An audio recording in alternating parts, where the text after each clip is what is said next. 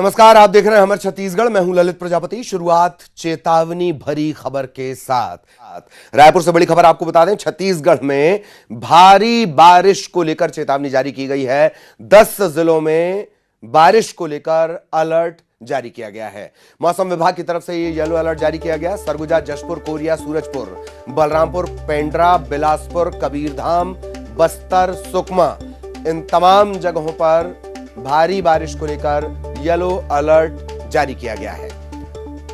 10 जिलों में भारी बारिश, मौसम विभाग ने येलो अलर्ट जारी किया है।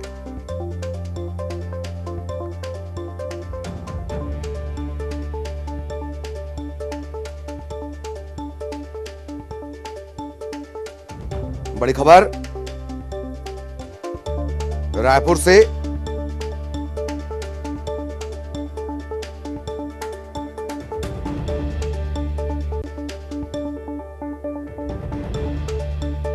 भारी बारिश को लेकर अलर्ट जारी किया गया है। इन तमाम जगहों को लेकर सरगुजा, जशपुर, कोरिया इसमें शामिल है। भारी बारिश की चेतावनी जारी की गई है। तकरीबन 10 जिले ऐसे जहां जमकर बरस सकते हैं बदरा।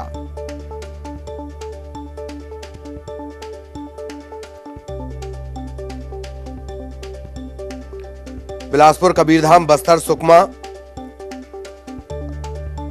अब तक तकरीबन 746 मिलीमीटर बारिश यहां पर हुई है। सहयोगी तनु हमारे साथ जुड़ रही हैं। तनु के पास हम आपको लिए चलेंगे बारिश को लेकर और ज्यादा अपडेट के लिए। तनु हमारे साथ जुड़ी हुई हैं। तनु, क्या कुछ अपडेट? 10 जिलों के लिए येलो अलर्ट। जी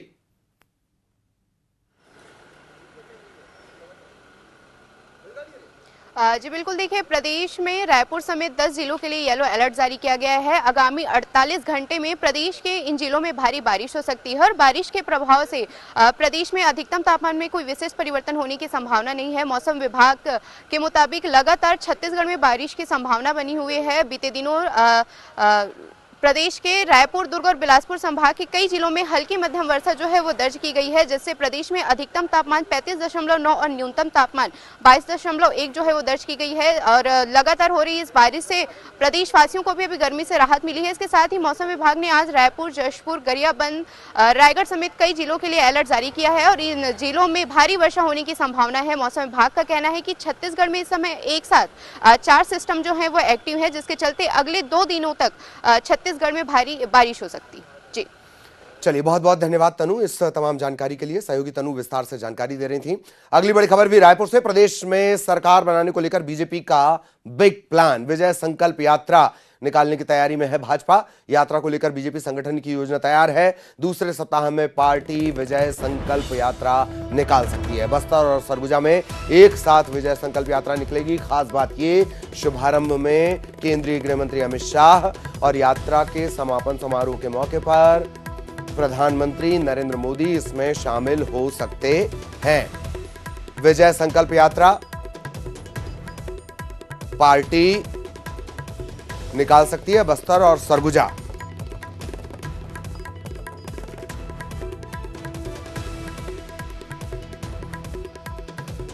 सहयोगी आकाश हमारे साथ जुड़ रहे हैं। आकाश के पास हम आपको लिए चलेंगे सीधे रायपुर और उनसे जानेंगे विजय संकल्प यात्रा क्या कुछ इसकी तैयारियां हैं। आकाश, विजय संकल्प यात्रा, और खास बात ये कि सरगुजा और बस्तर पर इसका फोकस, वजह यह भी कि दोनों ही जगह कांग्रेस बड़ी चुनौती का सामना कर रही है। आकाश।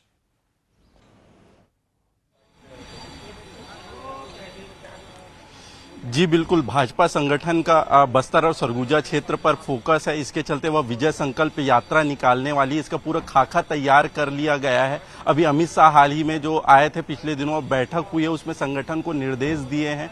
इसके बाद ये अगले सप्ताह है उसमें संभवतः इसकी शुरुआत की जा सकती है। सितंबर के दूसरे सप्ताह में बस्तर से और सरगुजा क्षेत्र से यह यात्रा निकलेगी। यह यात्रा करीब 15 दिनों का होने वाला है।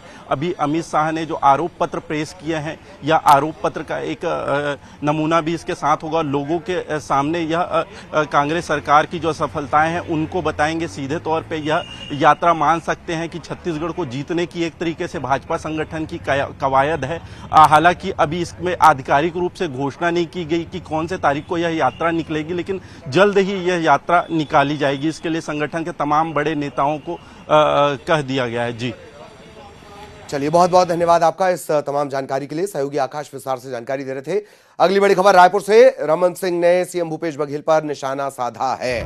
पूर्व मुख्यमंत्री डॉक्टर रमन सिंह ने ट्वीट किया, मुख्यमंत्री भूपेश बघेल पर निशाना साधा।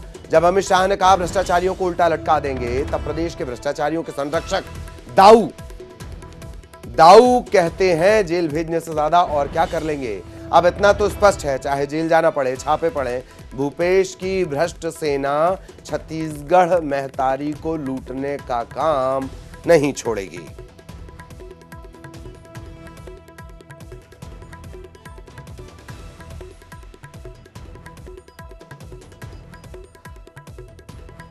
तो बड़ा बयान, और कांग्रेस के प्रवक्ता धनंजय सिंह ठाकुर साहब इस वक्त हमारे साथ जुड़े हुए हैं। ठाकुर साहब, वार पलटवार का सिलसिला भ्रष्टाचार को लेकर, और अब डॉक्टर रमन सिंह कह रहे हैं कि जेल भेजने वाली बात से ज्यादा क्या कर लेंगे। तो इतना तय है कि भूपेश की भ्रष्ट सेना छत्तीसगढ़ महतारी को लूटने का काम नहीं छोड़ेगी। ठाकुर साहब, शाह जी ने जो बातें कही है कि भ्रष्टाचारियों को उल्टा लटका देंगे, अगर उनके मन में वाकई में ऐसी भावना होती तो मुझे लगता है कि उस मंच पर डॉक्टर रमन सिंह जी मौजूद थे, बिजमोहन अग्रवाल जी मौजूद थे, वहां पर अजय चंद्राकर जी मौजूद थे। तो स्वाभाविक सी बात है, जो 15 साल के 1 लाख करोड़ के जो भ्रष्टाचारी जो लोग हैं वो तो अमित शाह के बगल में बैठे थे, वो तो कहीं लटके हुए नहीं थे। और स्वयं अमित शाह के जो विभाग है उसके खिलाफ 40,000 से अधिक आरोप है भ्रष्टाचार के, अराजकता के। तो भारतीय जनता पार्टी कहीं भ्रष्टाचारियों के खिलाफ कार्रवाई कहाँ करती है, बल्कि भ्रष्टाचारी तो जाके भारतीय जनता पार्टी में लटक जाते हैं। चाहे हेमंत विश्वकर्मा हो, मुकुल राय हो, चाहे रमेश पोखरियाल हो, बी एस येदियुरप्पा हो, या नारायण राणे हो, या अभी अजित पवार हो। तो भारतीय जनता पार्टी तो भ्रष्टाचार के संरक्षण इसलिए है, और भूपेश बघेल जी की सरकार से राजनीतिक तौर पर भाजपा मुकाबला नहीं कर पा रही है, इसलिए झूठे आरोप लगा रही है। और स्वाभाविक बात है, उनके पास ताकत है, अगर उनके खिलाफ मैं बयान दे रहा हूं तो मुझे जेल भेज सकते हैं। अनुराग अग्रवाल, बीजेपी से अनुराग अग्रवाल हमारे साथ जुड़े हुए हैं। अनुराग जी, ठाकुर साहब को आप सुन रहे होंगे, वो पूरी उम्मीद है। उनका कहना है कि भ्रष्टाचार के आप आरोप लगा रहे हैं, बाद में भ्रष्टाचारी आपकी पार्टी में जाकर बैठ जाते हैं। जी अनुराग जी। देखिए, मैं एक बात कहता हूं कि अमित शाह जी ने मंच से कहा कि भ्रष्टाचारियों को उल्टा लटका देंगे। उन्होंने भूपेश बघेल जी का नाम नहीं लिया, लेकिन भूपेश बघेल जी कहते हैं कि उल्टा ही तो लटका देंगे और क्या करेंगे। मतलब ये स्वीकार कर रहे हैं कि कहीं ना कहीं भ्रष्टाचारी हैं। आखिर एक कहावत है ना कि चोर की दाढ़ी में तिनका। मुझे एक बात बताइए कि आखिर जब पहली बार छापा पड़ता है सौम्या चौरसिया पे, तो भूपेश बघेल जी जांच कराने के बजाय आखिर उनके पक्ष में क्यों खड़ा हो जाते हैं। फिर शराब घोटाले का छापा पड़ता है तो उसकी जांच कराने के बजाय उसके पक्ष में खड़ा हो जाते हैं। विनोद वर्मा जी महादेव में पकड़ाते हैं तो फिर उनके पक्ष में खड़ा हो जाते हैं। आखिर मुझे ये बताएं, एक संवैधानिक प्रदेश के मुखिया हैं, मुखिया होने के नाते अगर केंद्रीय एजेंसी कोई आरोप लगा रही है उसकी जांच करने के बजाय उनके पक्ष में खड़ा होकर कहते हैं। और आज के बयान तो स्पष्ट हो गया कि वो कहते हैं कि अमित शाह जी कर क्या लेंगे, अधिक से अधिक उल्टा लटका देंगे। अमित शाह जी तो भ्रष्टाचारियों के बारे में बोले थे। तो आखिर मतलब या तो भूपेश बघेल जी भ्रष्टाचारियों के संरक्षक है या स्वयं भ्रष्टाचारी है। और दूसरी बात, आज भी कांग्रेस ये समझ नहीं पा रही है कि वो सत्ता में है।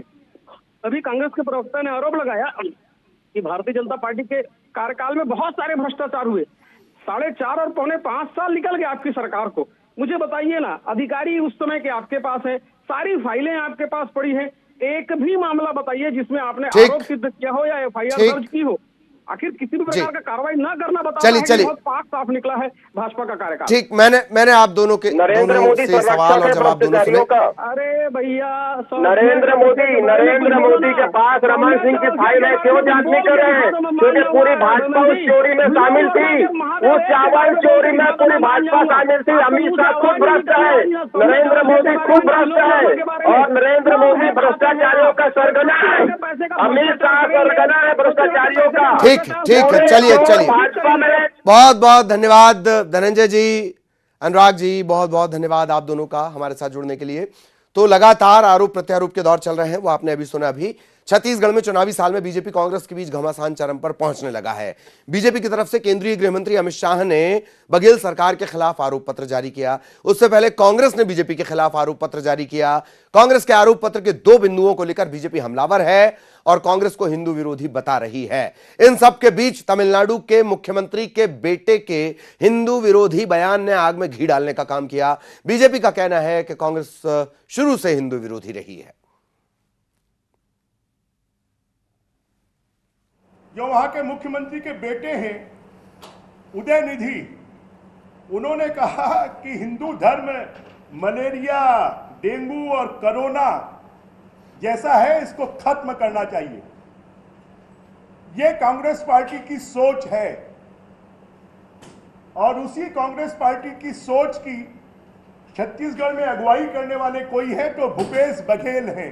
कांग्रेस पार्टी हिंदू द्रोह और पाप की राजनीति से गले तक डूबी हुई है। चाहे भूपेश बघेल जी कितना भी चेहरा लगा ले, उनका कालनेमी रूप इसके बाद सामने आ गया है, उनका ताड़का का रूप सामने आ गया है। कांग्रेस पार्टी का ये पूछना कि राम मंदिर बन जाने से युवाओं को नौकरी मिल जाएगी, ये इस देश के बहुसंख्यक समाज, या ये हम कहें कि जन जन के मन में बसे हुए राम, गांव गांव की आत्मा में बसे हुए राम, 2007 में सुप्रीम कोर्ट में हलफनामा देकर कहा था कि राम, सीता, हनुमान, वाल्मीकि के काल्पनिक किरदार हैं, इसलिए राम सेतु का कोई धार्मिक महत्व नहीं माना जा सकता। उन्हीं की नेता ने नागा साधु जो संसद पर प्रदर्शन करने जा रहे थे, उनको जनरल डायर की तरह गोलियों से भुनवा दिया गया था। कांग्रेस के नेता सुशील शिंदे ने ही हिंदू आतंकवाद शब्द का पहली बार इजाद किया था। पूरे विश्व ने जो मुस्लिम आतंकवाद माना है, उस पर से ध्यान भटकाने की कोशिश थी। और राहुल जी ने तो अभी 2014 में ही कहा कि जो मंदिर जाते हैं वो लड़कियां छेड़ते हैं। दिग्विजय सिंह ने कहा था 26/11 के हमले पर हिंदू संगठनों को जिम्मेदार ठहराया था। बनारस हिंदू विश्वविद्यालय के, जो कि आजादी के समय से हिंदू विश्वविद्यालय, उसमें हिंदू शब्द के ऊपर में कांग्रेस ने आपत्ति की थी। सोमनाथ मंदिर के पुनर्निर्माण का कांग्रेस ने विरोध किया था। हज पर सब्सिडी देती थी, परंतु अमरनाथ यात्रियों के ऊपर में टैक्स लगता था। रायपुर से एक और बड़ा सियासी अपडेट। चुनाव को लेकर आम आदमी पार्टी ने अपनी कमर कस ली है। मोहल्ला सभा में 100 से ज्यादा लोगों ने पार्टी की सदस्यता ली है। आम आदमी पार्टी ने प्रदेश में चुनाव प्रचार तेज कर दिया है। रायपुर में डोर टू डोर और मोहल्ला सभा कर रहे हैं आम आदमी पार्टी के नेता। कुकरी तालाब, भवानी नगर, कोटा में मोहल्ला सभा का आयोजन किया गया। रायपुर जिला अध्यक्ष नंदन सिंह ने मोहल्ला सभा की है और लोगों को बताया जा रहा है कि केजरीवाल क्या गारंटी दे रहे हैं। दिल्ली पंजाब के विकास मॉडल को लोगों तक पहुंचाने की कोशिश का दावा किया जा रहा है।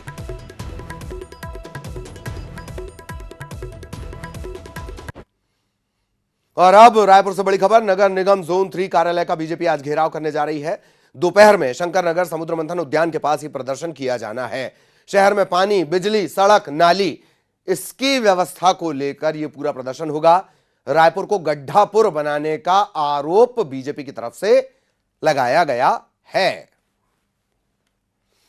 नगर निगम जोन 3 कार्यालय का घेराव, शंकर नगर समुद्र मंथन उद्यान के पास ही पूरा प्रदर्शन, बीजेपी ये प्रदर्शन करने जा रही है। सहयोगी युगल हमारे साथ जुड़ रहे हैं। युगल के पास हम आपको लिए चलेंगे। युगल, आपको नजर आ रहे होंगे। युगल, रायपुर को गड्ढापुर बनाने के खिलाफ प्रदर्शन, जी।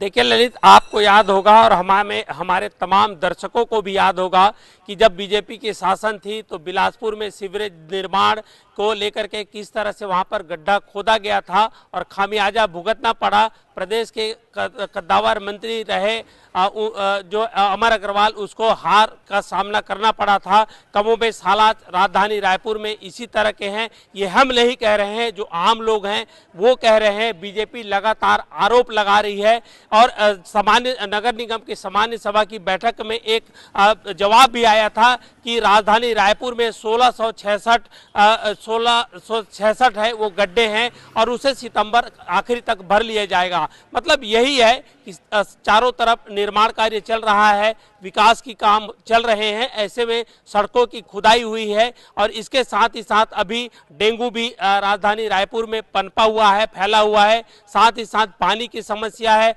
वार्डों में साफ सफाई का अभाव है। इन तमाम मुद्दों को लेकर के बीजेपी है आज वार्ड नंबर 3 पर जो धरना प्रदर्शन करेगी, बड़ा आंदोलन करने का जो आयोजन इन्होंने रखा है बीजेपी। तो ये कहा जा सकता है कि लगातार बीजेपी आरोप लगा रही है, जो वार्डों में अव्यवस्था है उसे उजागर करने का काम कर रही है और शहर सरकार को घेरने का लगातार प्रयास कर रही है। उसी कड़ी में आज ये प्रदर्शन है वो होने जा रहा है। देखना होगा कि बीजेपी के प्रदर्शन के बाद किस तरह से असर होता है। क्या जो शहर में निर्माण कार्य को लेकर के जो गड्ढे बनाए गए हैं, खोदे गए हैं, वो भर पाते हैं नहीं। और चूंकि सितंबर आखिरी तक का अल्टीमेटम दिया गया है, तो देखना यही होगा कि निगम किस तरह से आगे काम करती है। फिलहाल बीजेपी का एक बड़ा प्रदर्शन है। जी चलिए, बहुत बहुत धन्यवाद युगल आपका इस तमाम जानकारी के लिए। सहयोगी युगल विस्तार से जानकारी दे रहे थे। आज ये प्रदर्शन होने वाला है रायपुर को गड्ढापुर बनाने का आरोप लगाते हुए।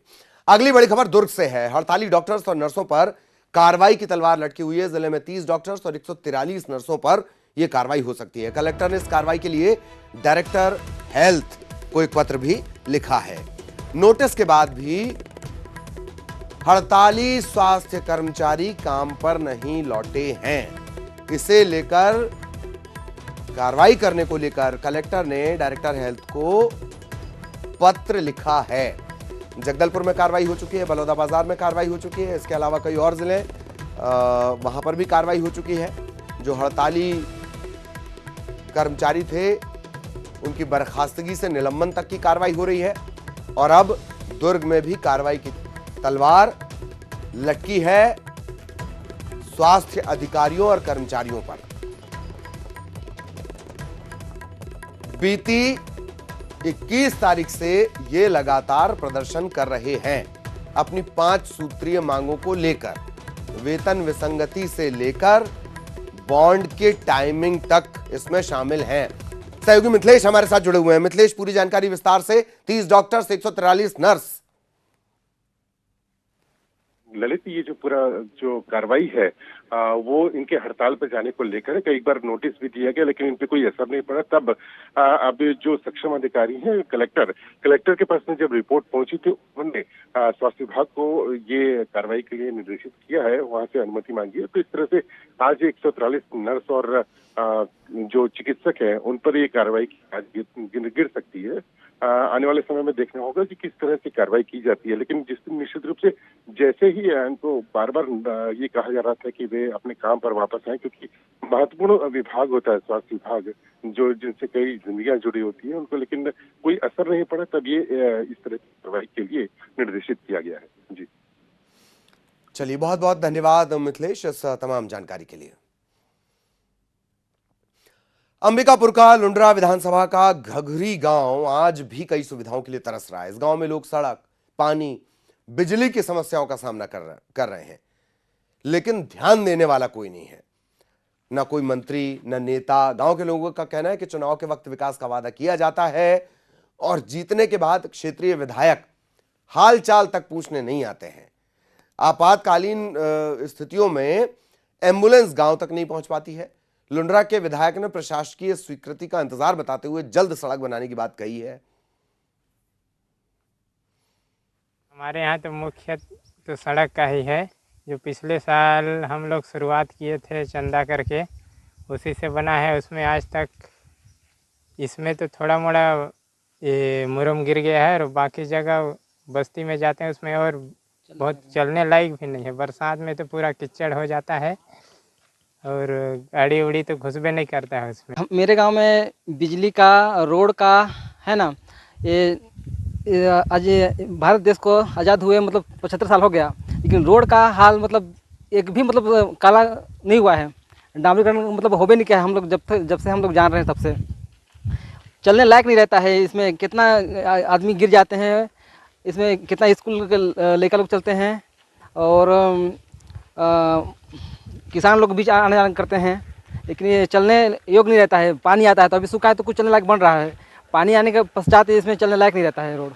उन लोग तो बस आश्वासन देते हैं कि हाँ भैया बन जाए बन जाए बन जाए, बस आश्वासन देते हैं, आश्वासन दे के जाते हैं। इसके बाद वो केवल वोट मांगने के लिए आते हैं। 5 साल में एक बार बस वोट मांगने के लिए आते हैं, इसके बाद दोबारा उन लोग झांकने नहीं आते हैं। मुंगेली से बड़ी खबर, टेढ़ा धौरा पावर स्टेशन में लोगों ने तोड़फोड़ की है। बिजली कटौती की समस्या से परेशान थे, स्टेशन पहुंचे, पावर स्टेशन पहुंचे और जमकर तोड़फोड़ कर दी। पावर स्टेशन के कर्मचारी यहां से डरकर भाग गए।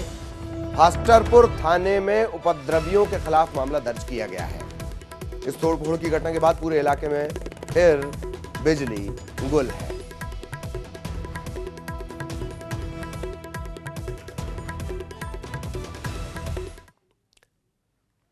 बड़ी खबर बलौदा बाजार से, भाटापारा में चाकूबाजों पर पुलिस ने शिकंजा कसा है। चाकू लेकर दहशत फैलाने के आरोप में 3 लोग गिरफ्तार किए गए हैं। चाकू लेकर ये लोगों को दौड़ाया करते थे, इस तरह के आरोप इन पर है।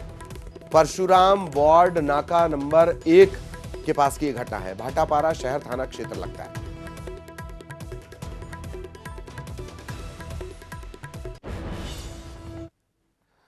खबर सूरजपुर से, जहां रिटायर्ड एसईसीएल कर्मी के मकान में चोरी की वारदात को अंजाम दिया गया। नकदी समेत लाखों के गहने पार कर लिए गए। चोरों ने घर का ताला तोड़ा और फिर इस वारदात को अंजाम दिया। विश्रामपुर थाना इलाका लगता है, केशव नगर का मामला।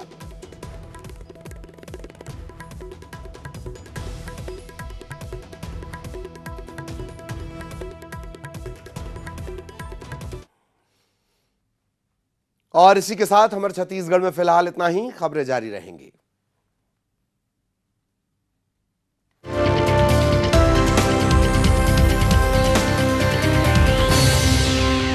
रविंद्र